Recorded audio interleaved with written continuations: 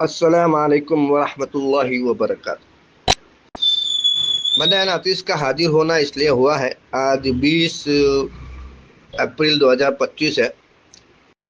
वक़्फ़ प्रॉपर्टियों को लेकर जो all India Muslim personal law board की मुहिम चली है, तहरीक चली है और जिस तरीके कार से माशाल्लाह काम कर रही है, काबिल तारीफ है।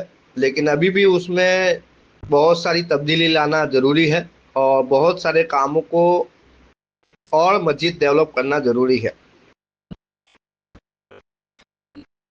मुसलमानों के अंदर अब जो ऊर्जा आई है इस वक़्फ़ प्रॉपर्टी के नए कानून के बनने के बाद, ख़ास तौर पर देखा जाता है कि जो तहरीकें तंजीमें चलाने वाले लोग हैं उनके अंदर एक ऊर्जा आ चुकी है, एक मशाल जल चुकी है। चाहते हैं कि सरकार का विरोध किया जाए, लेकिन मेरा ये मानना है कि सिर्फ सरकार का विरोध करने से ना वक़्फ़ की प्रॉपर्टियों को हम सरकार से बचा सकते हैं, ना वक़्फ़ की प्रॉपर्टी के जो उद्देश्य है, तो हमारे पूर्वजों ने उसको वक़्फ़ किया है किसी न किसी काम के लिए, मदारिस के लिए, मस्जिद के लिए, किसी संस्था के लिए, किसी स्कूल के लिए, किसी हॉस्पिटल के लिए, तो उस उद्देश्य को पूरा करने के लिए भी अभी हम लोग उतना सफल नहीं हो सकते हैं। धरना प्रदर्शन को जलसों से बदलकर धरना अभी रख दिया गया है, एक नई तब्दीली आई है। हमारी ये कोशिश है इस ऑडियो के जरिए, माशाल्लाह आप सब लोग हमारे ऑडियो को सुनते हैं और इसके ऊपर तवज्जो भी देते हैं और दूसरे लोगों तक शेयर भी करते हैं, और हमारी जो मुहिम है उसको आगे बढ़ाने में आपका बहुत बड़ा सहयोग है, साथ है। हम ये चाहते हैं कि वक़्फ़ के इस कानून के विरोध के साथ साथ तब्दीली के भी काम किए जाए। मुसलमानों की अक्सरियत में वक़्फ़ प्रॉपर्टी को लेकर जो संचालित करती हुई कमिटियां होती है, समितियां होती है, संस्थाएं होती हैं, उसमें अविश्वास जो आवाम के अंदर दिखा जाता है, उसको लेकर एक आवाज़ उठाने की ज़रूरत है। और सिर्फ सरकार का विरोध करने से अगर हम आगे बढ़ते रहेंगे तो ये जो तब्दीली की ज़रूरत है, और बीजेपी पार्टी की तरफ से जो नैरेटिव बनाया गया है कि वक़्फ़ की प्रॉपर्टियों से मुसलमानों का कोई भला नहीं हुआ, कोई लाभ नहीं पहुंचा, कोई फ़ायदा नहीं हुआ, वो नैरेटिव में हमारी अक्सरियत फंस चुकी है। सोशल मीडिया में हो, चाहे वो ग्राउंड लेवल पर, अक्सर व बेशतर लोग इस बात को इफेक्टेड हो चुके हैं मीडिया के इस प्रचार से, दुष्प्रचार से और बीजेपी के नैरेटिव से, कि मुसलमानों की इस वक़्फ़ प्रॉपर्टी से कोई भला नहीं हुआ है। उसको भी अच्छे से लोगों को समझाने की ज़रूरत है और इस नैरेटिव का काउंटर पॉलिसी खड़ी करने की ज़रूरत है। अक्सर व बेशतर जितने भी विरोध किए जाते हैं, इसमें अभी भी ये आवाज़ उठाई नहीं जाती है और न इस पर कोई मजीद ग्राउंड लेवल की रणनीति बनाई गई है। हमारा ये काम होना चाहिए कि हम सरकार के विरोध करने के साथ साथ समाज को अंदर से मजबूत करें। सिर्फ विरोध करने में और जनसंख्या दिखाने में अगर हम तमाम अपनी शक्ति, तमाम अपनी ऊर्जा, तमाम प्रकार की जितनी भी हमारे पास इख्तियारात है उसको लगा देंगे, तो सरकार की जो पूरी सिस्टम काम करती है उससे नजर करते हुए मुझे ये लगता है कि सिर्फ विरोध करेंगे और अगर तब्दीली की कोशिश नहीं करेंगे तो ये विरोध से जो समाज का विश्वास जीतने की जरूरत है, समाज का एक बड़ा जन समर्थन इस सरकार की पॉलिसी के खिलाफ खड़ा करने की जरूरत है, उसमें हम लोग सफल नहीं होंगे। अभी सिर्फ विरोध किया जाता है, उसकी वजह से अक्सरियत आवाम ऐसे कानून की पॉलिसियों को समर्थन कर रहे हैं, ये देखा जाता है। हमारा ये मानना है कि जितने भी धरने किए जाते हैं उसमें नॉन पॉलिटिकली पॉलिसी अपनाई जाए और समाजी मिली कुव्वत को यहाँ जगह दी जाए, और जो लोग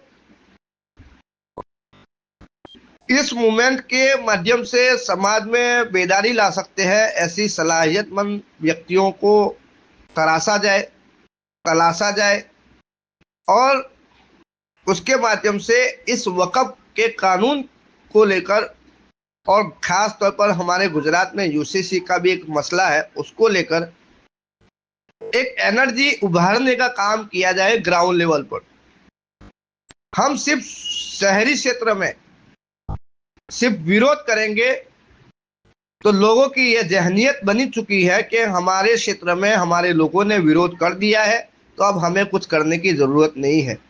हालांकि सरकार जो काम करती है पूरा एक पॉलिसी बनाकर काम करती है, तो हमें भी उसके ऑपोजिट में अगर कुछ काम करना है तो पॉलिसी बनानी पड़ेगी। सिर्फ विरोध करने की नीतियों से सीधे सीधे सरकार को भी आप दबाव में नहीं ला सकते हैं, ना समाज को इसके जरिए से अवेयर कर सकते, बेदार कर सकते हैं। बहुत सारी कमियां हैं अक्सर बेशतर चीज़ों में। मैंने देखा है कि लोग आवाम को जमा करते हैं, आवाम को इस बात पर उभारते हैं कि सरकार हमारी वक़्फ़ की प्रॉपर्टियों को हड़पने की कोशिश कर रही है, और इसमें कोई दो राय नहीं। हम तो 2014 से बोल रहे हैं, ये चीज़ें अभी डिस्कस में आई हैं। हम तो 2014 से इस बात को कह रहे थे, क्योंकि बहुत सारी सिनेरियो उस वक्त हमारे सामने आ चुके थे, और वक़्फ़ के सिलसिले में बहुत सारी बातें मैं पहले लिख चुका हूँ, 2014 से लिखता आया हूँ, बोलता आया हूँ। और अभी जब काम शुरू हो रहा है, लोग इस पर काम कर रहे हैं, जब कानून बन चुका है, तो ये चीज़ें करना ज़रूरी है। जो मैंने बात कही, सिर्फ विरोध करने से अगर आप ये मानते हैं कि सरकार झुक जाएगी तो गलत फहमी में है। मुसलमानों की तहरीकें, तंजीमें या मुसलमानों की आम आवाम, मुसलमानों का बड़ा जन समर्थन खड़ा करने के लिए तब्दीली की ज़रूरत है, और तब्दीली के लिए वही जो वक़्फ़ की प्रॉपर्टियों को संचालित करने के लिए एक नई ऊर्जा पैदा करना और उसमें विश्वास पैदा किस तरह आवाम का हो, उसके लिए सोचना, उस पर काम करना ज़रूरी है। तब जाके इस तरह की तहरीक को, यानी कि वक़्फ़ को बचाने की तहरीक को मुसलमानों की अक्सरियत आवाम उस तहरीक के साथ खड़ी होगी। सिर्फ सरकार का विरोध करेगी तो अक्सरियत आवाम की इस तहरीक के साथ नहीं जुड़ेगी। दूसरा ये भी देखा जाता है कि तहरीक में, जैसे आंदोलन में, अब धरना में आवाम को जोड़ा जाता है। हमारा ये मानना है कि ऐसे धरनों में अक्सरों बेशतर उन संस्थाओं को जोड़ा जाए जो वक़्फ़ की छोटी या बड़ी प्रॉपर्टी को संचालित करते हैं, और उनके जरिए इस वक़्फ़ कानून बिल का विरोध करवाया जाए। होता यह है कि दो चार लोग इधर से जमा होते हैं और आवाम को जमा करके विरोध करके धरना या कोई भी प्रोग्राम करके चले जाते हैं। इससे सरकारी प्रशासन की जो पॉलिसी है वो जब रिपोर्ट बनाती है तो सरकार को भेजती भी है कि किस तरीके कार से यहाँ एक मूवमेंट चलाई जा रही है या मूवमेंट चल रही है, या ये जो मूवमेंट हुई है वो किस तरीके से हुई है। उसका पूरा वो तंत्र, सरकारी तंत्र होता है, वो एनालिसिस करता है और रिपोर्ट भेजता है। उसके हिसाब से वो लोग आकलन करते हुए ये डिसाइड करते हैं कि इस क्षेत्र में जो मूवमेंट चल रही है वो कितने आगे बढ़ सकती है। ये सिर्फ विरोध तक महदूद है या आगे और मजीद समाज को बड़े आंदोलन के साथ खड़ा करने में सक्षम है।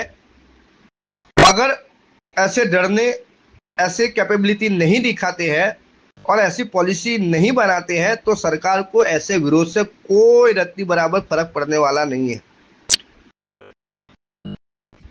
हमारी ये कोशिश होनी चाहिए कि जब हम लोग सरकार की नीतियों का विरोध करते हैं तो हमारी खुद की नीतियों का भी हम खुद विरोध करें। हम लोगों ने खुद अपनी गलत इख्तियारात और गलत नीतियां बनाकर कई चीजें समाज पर थोप रखी है और समाज ने बनाए रखी है। उससे समाज के अंदर ना संकलन है, न समाज के अंदर कोई मजबूत नेटवर्क है, न समाज के पास कोई संगठित शक्ति है। संगठन की बात करने वाले हजारों लोग हैं, लेकिन किसी के पास एक पावरफुल रणनीति, ना उसके पास कोई नेटवर्क है। सिर्फ अपनी शख्सियत परस्ती पर या अपने संगठन के नाम पर या हमारे पूर्वजों की कुर्बानियों की बातें सुनाकर लोगों को जमा कर लिया जाता है, फिर सरकार के सामने दो चार बात कहकर लोगों को उनके हाल पर छोड़ दिया जाता है। ऐसे विरोध प्रदर्शन से, ऐसे धरना प्रदर्शन से कोई तब्दीली आने वाली नहीं है और ना सरकार पर प्रेशर बिल्डअप होने वाला है। हमारा इस ऑडियो से ये मकसद है कि आप लोगों को ये उम्मीद रखते हैं कि आप इस पर सोचें और अपने अपने दोस्तों में इस बात की चर्चा करें कि सरकार की गलत नीतियों के विरोध में तो हमें मजबूत कोशिश करनी है, लेकिन हमारी गलत नीतियां जो है, समाज के अंदर जो हमारे पूर्वजों ने वक़्फ़ की जो संपत्तियां, प्रॉपर्टियां, जो भी कुछ दिया है, उसकी जो असंतुलित रूप से परिस्थितियां निर्माण हो चुकी है अविश्वास की, उस विश्वास को जगाना है। और मुसलमानों की बड़ी संख्या के साथ समाज अगर विरोध करेगा तो सरकार पर प्रेशर बिल्डअप होगा। और मैं उम्मीद करता हूं कि इस बात को ध्यान में रखते हुए इस बात में आप अपनी तरफ से भी कुछ राय होगी तो जरूर पेश करेंगे। अल्लाह हाफिज़। अस्सलाम वालेकुम वरहमतुल्लाहि वबरकातुहू।